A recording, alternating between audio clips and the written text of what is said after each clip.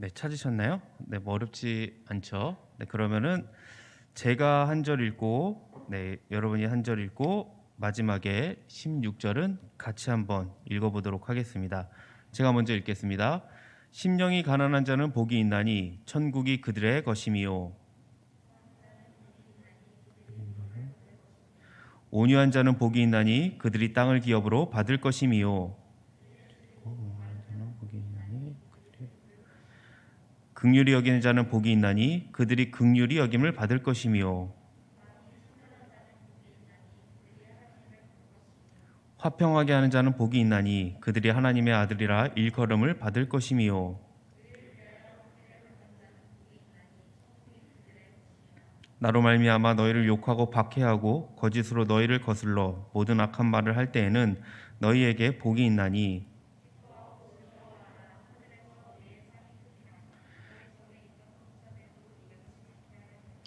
너희는 세상의 소금이니 소금이 만일 그 맛을 잃으면 무엇으로 짜게 하리요. 후에는 아무 쓸데없어 다만 밖에 버려져 사람에게 밟힐 뿐이니라.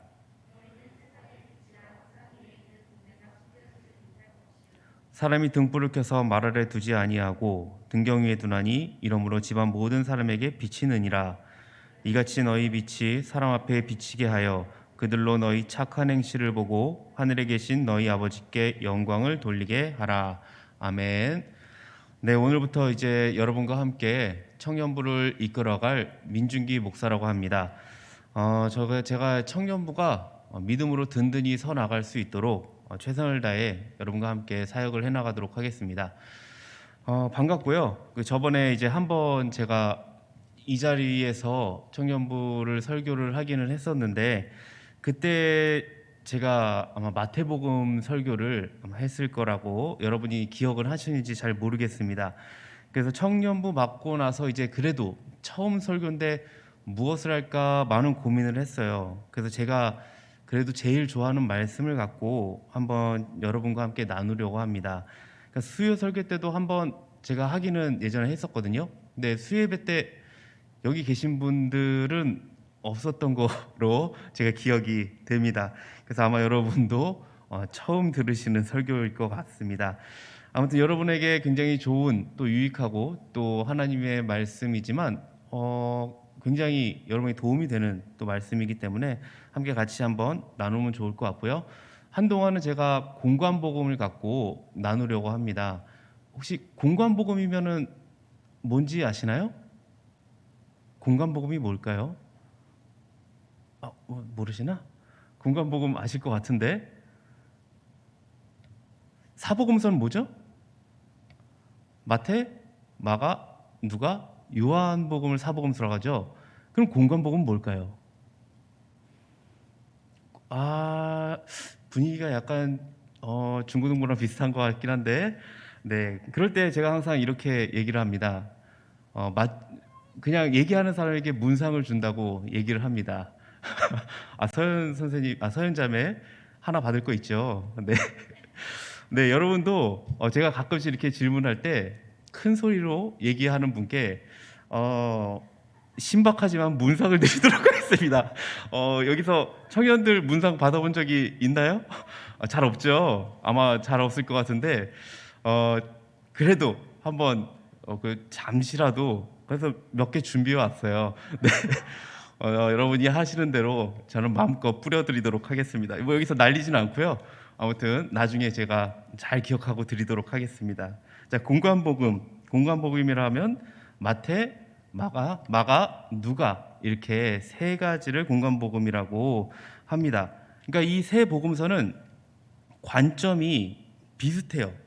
그래서 관점이 비슷하게 소개하고 있지만 왜 요한복음은 공관복음이나 사복음서 그냥 이렇게 얘기하냐면 이게 요한복음 따로 이게 공관복음과 비교하기 어려운 많은 요소들이 갖고 있어서 따로 분류하고 있습니다. 그래서 마태, 마가, 누가 이렇게 공관복음이라 하고요. 따로 요한복음은 이제 나중에 제가 그거는 여러분과 요한복음만을 가지고 설교를 하도록 하겠습니다. 자, 그래서 요한복음 제가 나중에 여러분에게 설교를 하고 이제 공관복음을 살펴보면 예수 그리스도가 어떤 분이신지 같이 비교해 가면서 더 풍성하게 함께 나누면 좋을 것 같습니다. 제가 저번에 여기 대부분이 설교를 들으시긴 하셨을 텐데 각자의 복음서마다 이 특징이 있다고 했습니다. 그 마태복음은 어떤 특징이 있었는지 혹시 기억이 나십니까? 마태복음 제가 어떤 특징이 있다고 그랬죠? 한 크게 두 가지를 제가 말씀을 드렸는데 어느 관점을 갖고 읽어야 된다고 했을까요? 마태복음을 우리가 읽을 때 전체적인 관점은 대답이 안 나오네요. 성취입니다. 이거를 여러분이 꼭 기억하셔야 돼요. 마태복음은 전체적인 관점이 성취예요. 그러니까 구약의 말씀을 성취했다는 거죠. 그래서 우리가 마태복음을 읽거나 설교를 들을 때에는 이 성취의 관점으로 읽거나 들으시면 될 것 같습니다. 또 하나는 이제 하나님 나라의 관점이 굉장히 중요한데 이것은 이제 마태복음을 함께 살펴보면서 우리가 함께 나누도록 하겠습니다. 이걸 벗고 해도 되겠죠? 네, 벗고 하겠습니다. 네. 자, 말씀 들어가기 전에 퀴즈를 하나 내보도록 하겠습니다. 그래요. 여기서 졸고 있는 청년이 한 명 있기 때문에 제가 퀴즈를 한번 내도록 하겠습니다. 아주 쉬운 문제입니다.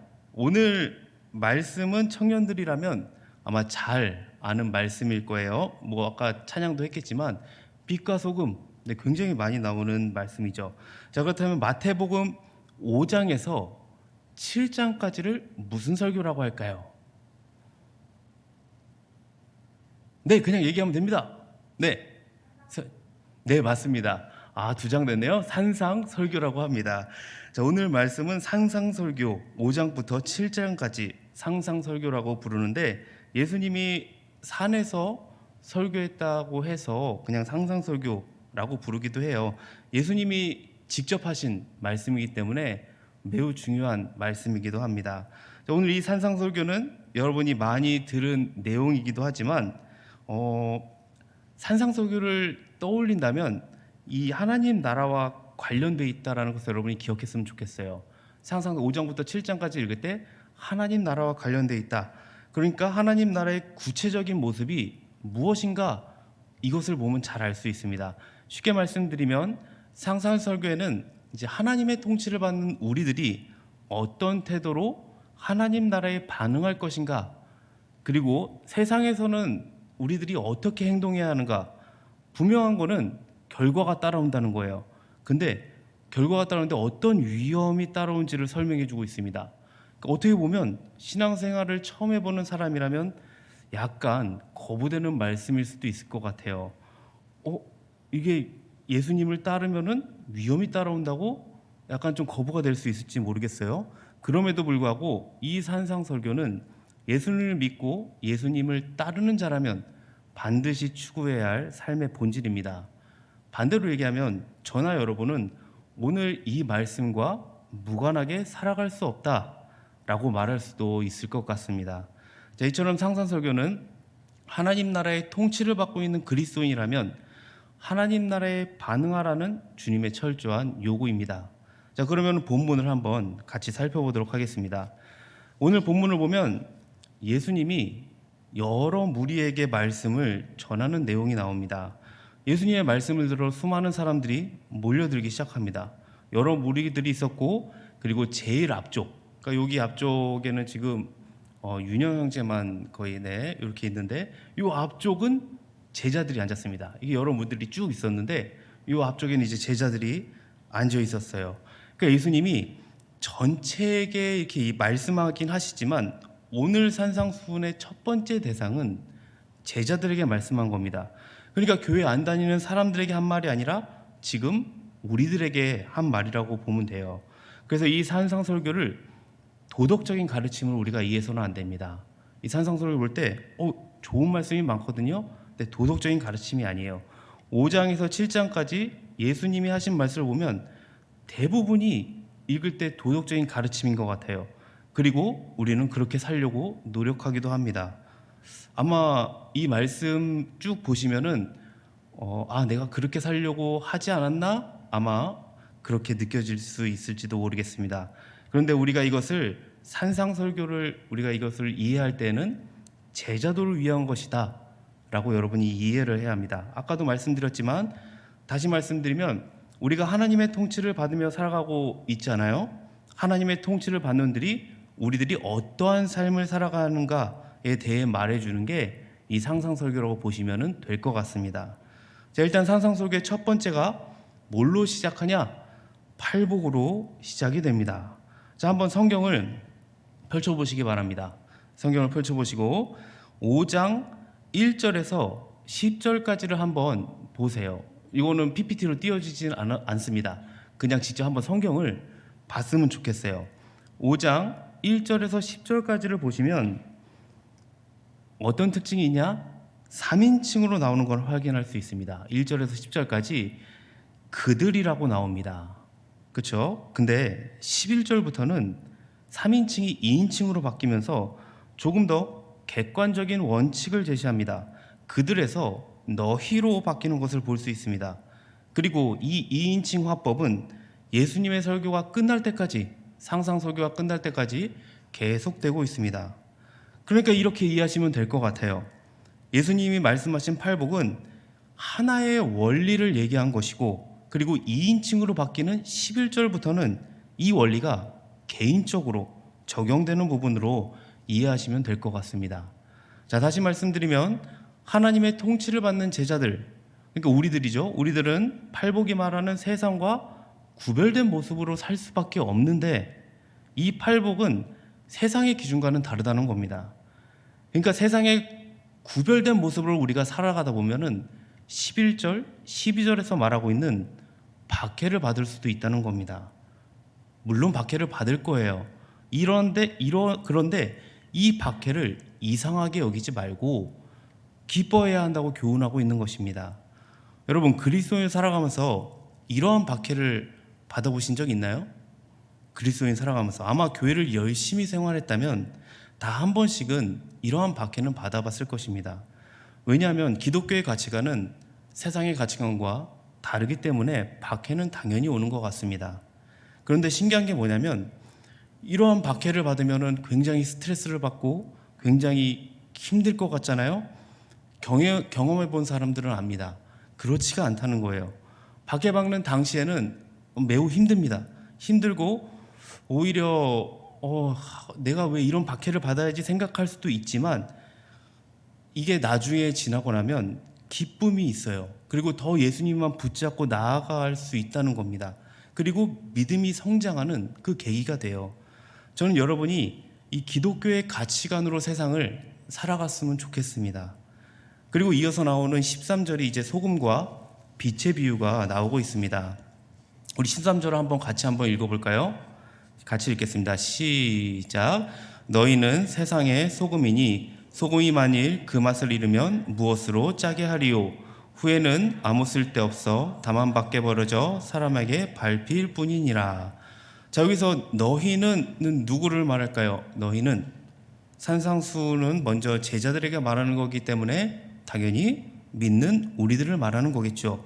그러니까 누구는 세상의 소금이야. 네, 어제 저를 많이 도와주던 담배자매?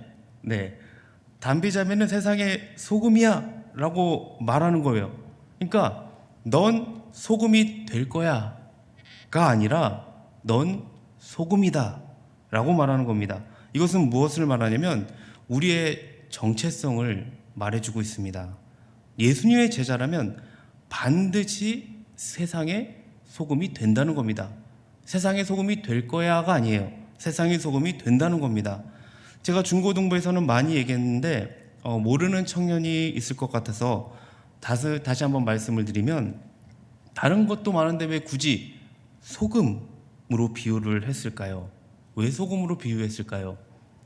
예수님이 제자를 소금에 비유한 것은 소금만의 중요한 역할이 있기 때문입니다. 소금이 무슨 역할을 합니까?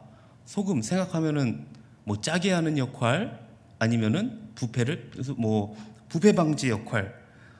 특히 소금은 다른 어떤 물질로도 흉내낼 수 없는 게 소금이라고 합니다. 그러니까 소금 말고는 짠맛을 내는 물질이 없대요. 다른 단맛이나 아니면은 뭐 여러 가지 신맛 이런 거는 다른 이제 물질을 섞어서 아니면은 다 낼 수 있는데, 단맛이면 뭐 설탕, 과일, 꿀 뭐 여러 가지가 있잖아요. 뭐 신맛도 식초, 레몬 뭐 다 과일도 별로 있는데, 소금만큼은 다른 어떤 물질로도 낼 수 없는 유일한 게 소금이라고 합니다. 그러니까 이처럼 예수님이 제자를 소금에 비유한 것은 제자의 삶도 고유한 맛을 내야 한다는 거예요. 그러니까 누구도 흉내낼 수 없는 그리스도인만의 이 독특한 맛을 내야 한다.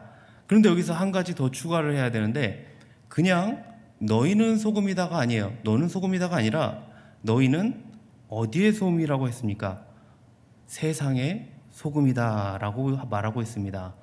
여러분, 제가 세상 사람들이라고 세상 사람들 할 때 어떤 생각이 드십니까? 아마 제 생각에는 그냥 기독교와 반대되는, 아니면은 혹은 교회 다니지 않는 사람들을 세상 사람들이라고 생각이 들지 않습니까? 뭐 저도 그래요. 하지만 이 헬라어를 잘 살펴보면 세상 사람들, 여기서 표현하는 건 땅에 사는 사람들을 세상이라고, 세상이 땅에 사는 사람들이라고 지칭하고 있습니다. 그러니까 우리들은 세상과 동떨어져 하는 사람이 아니라는 거예요. 그러니까 난 교회에서 열심히 기도만 하고 살 거야. 아, 교회에서 모든 걸 하면 돼. 혹시 여기 중에 이런 분이 계시는지 모르겠어요. 근데 제가 지금 2주일 동안 교회에 계속 있어 봤는데, 교회에 오는 청년들은 잘 못 본 것 같습니다. 그렇지 않은 것 같긴 한데, 교회 아니면 이제 다 세상적인 것들이라고 생각하면서 이제 교회 밖에서 하는 것들을 좋지 않게 보는 그런 사람들이 있습니다. 근데 이런 분들은 잘못 이해하고 계시는 겁니다. 우리는 오히려 이 세상과 긴밀하게 연결된 삶을 사는 겁니다. 그게 제자들이에요. 그러니까 저의 어렸을 때를 생각해 보면 좀 부끄러운 얘기긴 하지만, 교회에서는 정말 거룩하게 그리스도인과 같이 지냅니다. 그리고 봉사도 굉장히 열심히 했습니다. 모태신앙으로서 시키는 일은 다 했던 것 같습니다. 교회도 당연히 한 번도 빠진 적이 없습니다. 주의를 어긴 적이 지금까지 한 번도 없었습니다. 그런데 집에서나 아니면 교회를 나가는 순간 저의 모습은 굉장히 그리스도인과 반대되는 모습을 보이는 것 같아요. 이렇게 이중적인 모습을 보이면서 청년의 시기를 보냈던 것 같습니다. 이러한 모습은 오늘 말하는 이 소금의 모습은 아닌 것 같습니다. 여기서 말하는 소금의 진짜 모습은 어디서든 똑같은 삶을 사는 겁니다. 특히 소금은 조금만 넣어도 음식의 맛을 굉장히 돋굴 수 있어요. 마찬가지로 우리도 그러한 역할을 해야 한다는 거예요. 여러분 주위에 안 믿는 사람들이 아마 많을 거예요. 저는 뭐 대부분이 믿는 사람들이긴 하지만, 여러분이 학교를 가거나 아니면 직장을 가거나 아니면 뭐 대부분이 뭐 알바를 하는 뭐 청년들도 있겠지만, 하다 보면 대부분이 교회를 안 나가는 사람일 겁니다. 그러한 무리 가운데 내가 소금이라면 이 안 믿는 사람에게 영향을 끼치는 게 당연하다는 겁니다. 이게 우리들이 해야 할 역할이에요. 세상에서 같이 녹아지는 게 아니에요. 소금으로 세상 가운데 복음을 드러내는 것이 우리의 역할입니다. 그러니까 세상과 긴밀하게 연결되어 있지만 구분되어지는 삶을 살아야 하는 것, 이것이 소금된 우리의 역할인 것입니다. 너희는 세상의 소금과 빛이다 할 때 소금에 대해서는 그래도 여러분이 좀 이해가 되셨을 거라고 봅니다. 그럼 이제는 빛에 대해서도 함께 나눠봐야겠죠. 14절을 한번 같이 읽어보도록 하겠습니다. 14절 한번 같이 읽을게요. 시작. 너희는 세상의 빛이라. 산 위에 있는 동네가 숨겨지지 못할 것이요. 예수님은 이 소금에 이어서 이제 제자들에게 세상의 빛이라고 말씀하고 있습니다. 우리가 하나님을 표현할 때 무엇으로 표현하나요?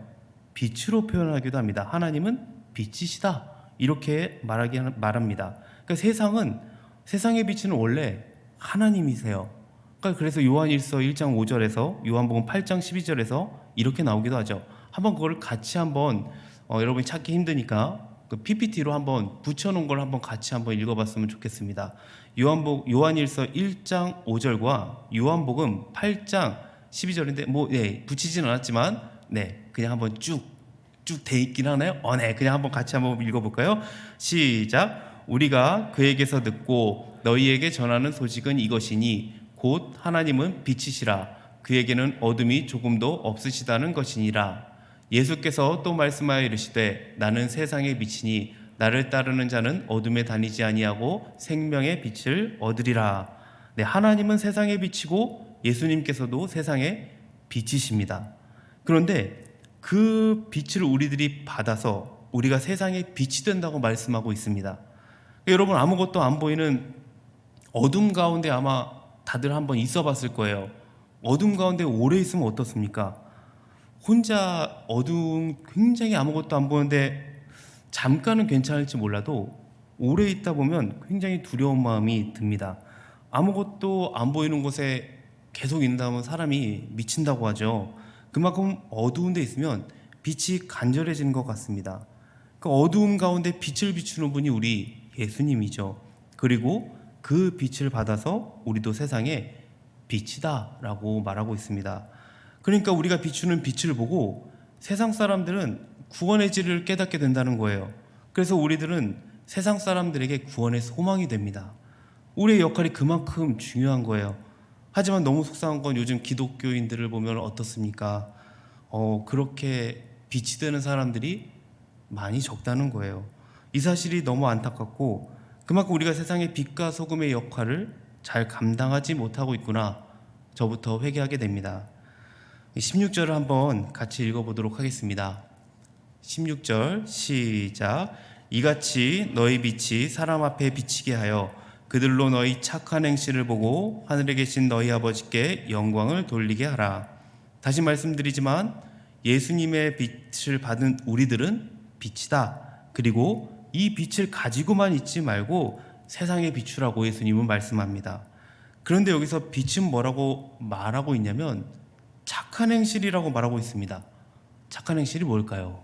여기서 과연 우리가 생각하는 착한 행실, 남을 돕고 아니면 인색하지 않고 거짓말하지 않고 착하게 사는 것들이 착한 행실일까요?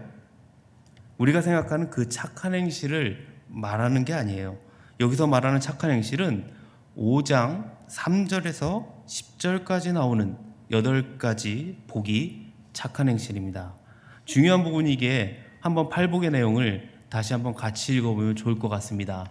자, 착한 행실이 이 5장 3절에서 10절까지 내용을 말하고 있는데 한번 같이 한번 읽어볼까요? 시작. 심령이 가난한 자는 복이 있나니 천국이 그들의 것이며 애통하는 자는 복이 있나니 그들이 위로를 받을 것이며 온유한 자는 복이 있나니 그들이 땅을 기업으로 받을 것이며 의에 줄이고 목마른 자는 복이 있나니 그들이 배부를 것이며 긍휼히 여기는 자는 복이 있나니 그들이 긍휼히 여김을 받을 것이며 마음이 청결한 자는 복이 있나니 그들이 하나님을 볼 것이며 화평하게 하는 자는 복이 있나니 그들이 하나님의 아들이라 일컬음을 받을 것이며 의를 위하여 박해를 받는 자는 복이 있나니 천국이 그들의 것임이라.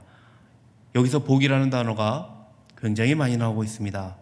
복을 말할 때 우리가 생각하는 복, 내가 잘 되거나 아니면 내가 잘 될 때 내가 원하는 것이 이루어지면 복 받았다 라고 생각하는 경우가 많습니다.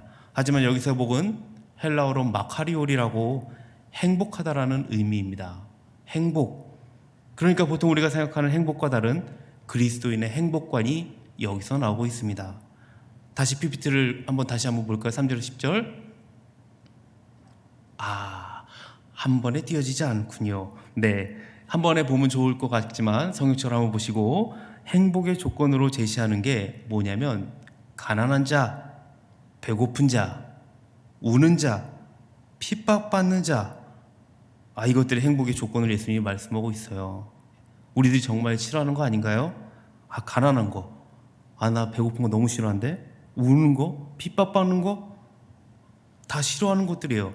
이처럼 제자는 세상이 주는 행복이 아니라 오히려 그 반대적인 목표를 향해 나가는 자들이 그리스도인입니다.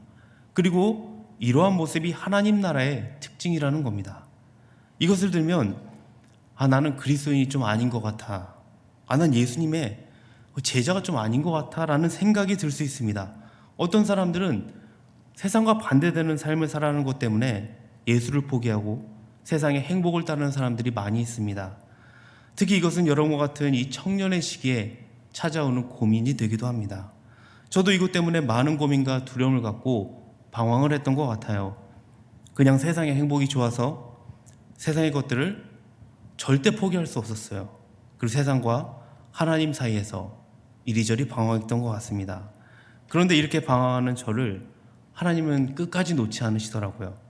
나는 하나님을 떠났지만 하나님 나를 끝까지 붙드시고 다시 주의 길로 인도하셨습니다.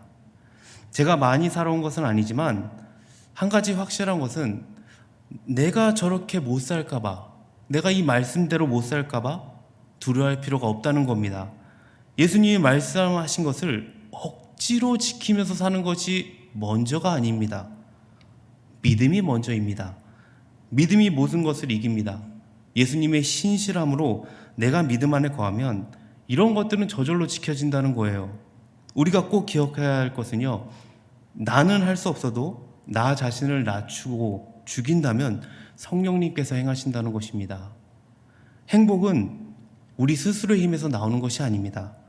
자기 개발을 열심히 하고 자기 자신을 훈련한다고 내가 성장하고 행복해지는 것이 아닙니다. 행복은 하나님 나라를 소유한 자만이 깨달을 수 있습니다. 여러분, 현재의 삶이 힘드십니까? 아니면 현재의 삶이 만족감이 없으십니까? 아니면 믿음 생활 때문에 내가 고생한다고 생각하십니까? 그렇다면 우리는 포도원 일꾼에 12시간 일한 사람과 같다고 할 수 있습니다. 난 이만큼 했는데, 난 이만큼 열심히 했는데 왜 1시간 일한 사람과 똑같은 대우를 받아야 하는가? 왜 똑같은 봉급을 주세요? 이렇게 불평하는 모습과 같다고 볼 수 있습니다. 여러분, 하나님은 우리에게 세상이 알 수 없는 행복을 주셨습니다. 미래에 내가 행복해지는 것이 아니라 지금 이 순간 기쁨과 행복이 넘치게 하십니다. 그래서 박해마저도 우리에게는 행복과 기쁨의 요소가 되는 거예요. 역설적이죠. 그렇습니다. 누구나 아는 것이 아닙니다. 이 행복은 하나님 나라를 소유한 제자들만 누릴 수 있는 것이 행복입니다. 이 행복을 누리시기 바랍니다. 소금과 빛의 역할을 감당하는 청년부가 되시기 바랍니다. 그래서 지금 이 어그러지고 굉장히 어려운 이 세상 가운데에서도 나를 통해 하나님이 드러나는 우리 동원교회 청년부가 되시기를 주님의 이름으로 축복합니다. 아멘. 이 시간 우리가 함께 오늘 말씀을 기억하면서 찬양하고 기도하며 나아갔으면 좋겠습니다.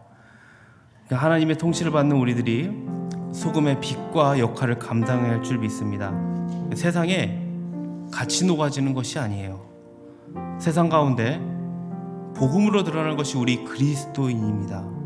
나는 조금 부족할지 모르겠습니다.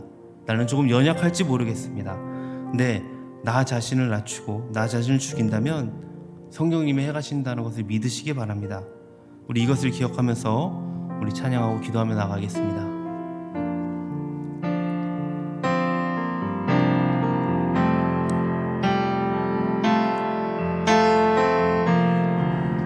우리 온전히 주님만 높이며 찬양하며 나갑니다. 수많은 무리들 줄지어 수많은 무리들 줄지어 그분을 보기 위해 따르네.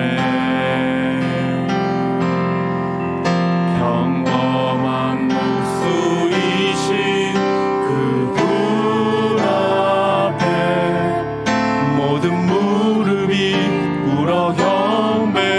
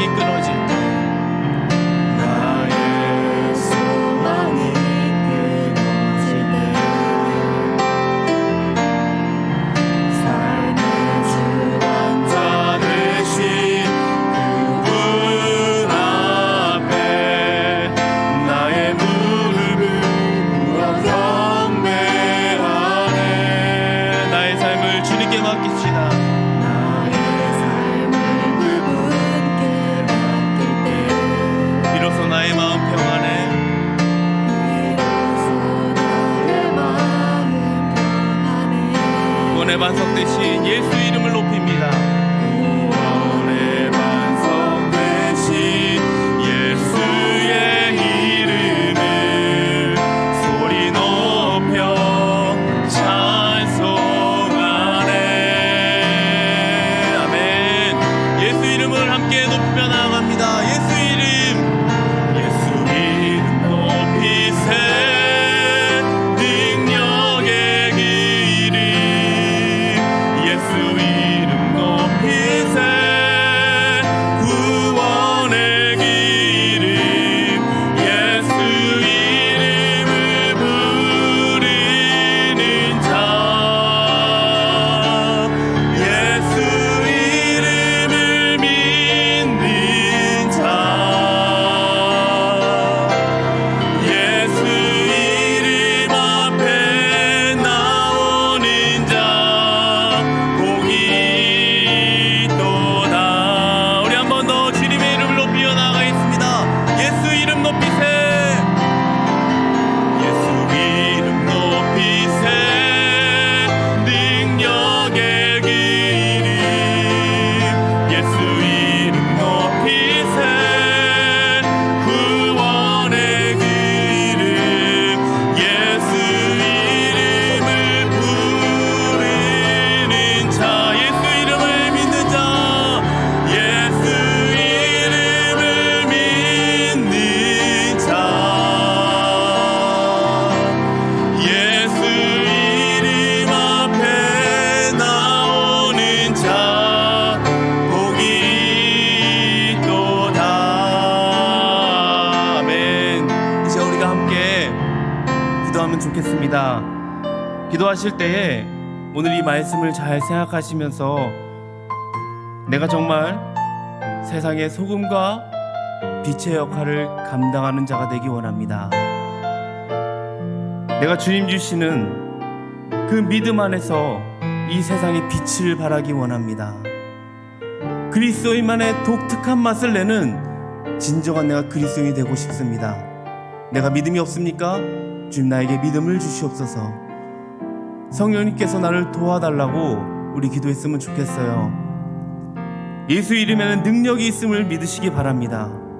예수를 믿는 자에게는 이 복이 있을 줄 믿습니다. 우리가 함께 간절한 마음으로 기도했으면 좋겠습니다. 그리고 한 가지 우리가 더 기도해야 할 것은 이제 우리 청년부가 주님 안에서 하나 되고 다시 한번 우리가 일어설 수 있는 동호교회 청년부가 되기 원한다고 기도했으면 좋겠어요. 죽어있는 청년들이 많이 있습니다. 이 잠에서 다시 깨어날 수 있도록 우리가 같이 함께 기도했으면 좋겠습니다. 나만 잘 되는 것이 그리스도인이 아닙니다. 내 옆에 우리 이웃을 위해서, 특별히 우리 가족을 위해서, 내 옆에 이 친구들을 위해서 같이 기도하면서 함께 일어날 수 있도록 믿음의 공동체가 될 수 있도록 우리 동원교회 청년부를 위해서 우리 두 가지 놓고만 우리 간절하게 우리 주여 한번 외치고 우리 기도하며 나가도록 하겠습니다. 주여! 주님, 이 시간 가운데에 또 우리가 하나님 주님 앞에 나와 이렇게 하나님 예배드리며 함께 모여서 주님을 높이며 나아갈 수 있게 하신 주님 감사를 드립니다. 오늘 이 시간 우리가 말씀을 듣고 그 말씀대로 우리가 살아가기를 원합니다. 주님, 우리가 하나님 정말 세상의 빛과 소금으로 살아가기를 원하는데 그러지 못하는 경우가 얼마나 많은지 모르겠습니다. 정말 참된 제자로 내가 살아가고 싶지만 그렇게 내가 살지 못함을 주여 회개하며 나아갑니다. 주님, 정말 내가 억지로 하나님 아버지 먼저 그 삶을 지키는 것이 아니라 내가 하나님 아버지 주를 믿음을 믿을 수 있는 믿음을 더하여 주시옵소서. 믿음이 모든 것을 이길 줄 믿습니다. 예수님의 그 신실한 이심으로 내가 주님 아버지 더욱더 믿음 안에 거할 수 있도록 주여 믿음을 허락하여 주시옵소서. 나는 할 수 없어도 정말 내 자신을 낮추고 내 자신을 죽인다면 성령님이 도와주실 줄 믿습니다. 더욱더 아버지 내가 나의 힘으로 하는 것이 아니라 성령님을 의지하며 할 수 있도록 성령님께서 도와주시옵소서. 우리 동교회 청년부 다시 일어서기 원합니다. 지혜편의 아버지 믿음으로 일어서기 원합니다. 잠자고 있는 청년들을 깨워주시옵소서. 나오지 못하고 있는 청년들이 많이 있습니다. 이 자리가 하나님 아버지 주님의 일꾼들로 가득 채워지기 원합니다. 그리스도의 하나님 아버지 사람으로 넉넉히 아버지 나아갈 수 있도록 우리가 함께 기도하며 공동체를 이루어 나갈 수 있도록 믿음의 공동체가 될 수 있도록 주여 붙잡고 인도하여 주시옵소서. 그래서 2022년도에는 영적으로 부흥하는 우리 청년부가 되기 원합니다. 한 사람 한 사람 넉넉히 주님의 능력을 부어주시고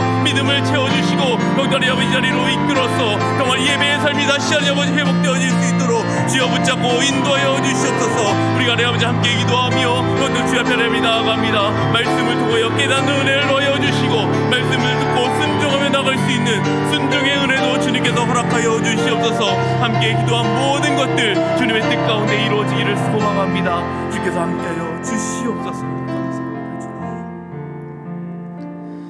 주님. 살아서 역사하신 하나님 아버지 감사합니다. 오늘도 주님의 은혜 가운데에 예배하게 하심을 감사드립니다. 우리의 삶 속에 주님의 은혜 없이는 아무것도 가능하지 않음을 고백합니다. 이러한 어그러진 세대 가운데에 이 힘든 시대 가운데에 지치고 상한 심령을 주님의 손으로 어루만져 주시고 고통당하고 아파하는 청년들이 있다면 하늘의 위로를 더 짚어주시기를 소망합니다. 어려울 때일수록 살아계신 하나님을 바라보며 영적으로 승리하게 하시고 강하고 강하신 그 주님의 능력을 의지하는 모든 주님의 자녀들이 되게 하여 주시옵소서. 특별히 이 세상에서 우리가 소금과 빛의 역할을 감당하는 그리스도인이 되기 원합니다. 우리가 부족하고 연약하여 넘어질 때가 많지만 주님이 도와주시고 인도해 주셔서 다시 일어날 줄 믿습니다. 그래서 나를 통하여 세상 가운데 복음이 드러나게 하여 주시옵소서. 하나님의 영광이 드러나게 하여 주시옵소서. 감사드리며 예수님 이름으로 기도합니다. 아멘.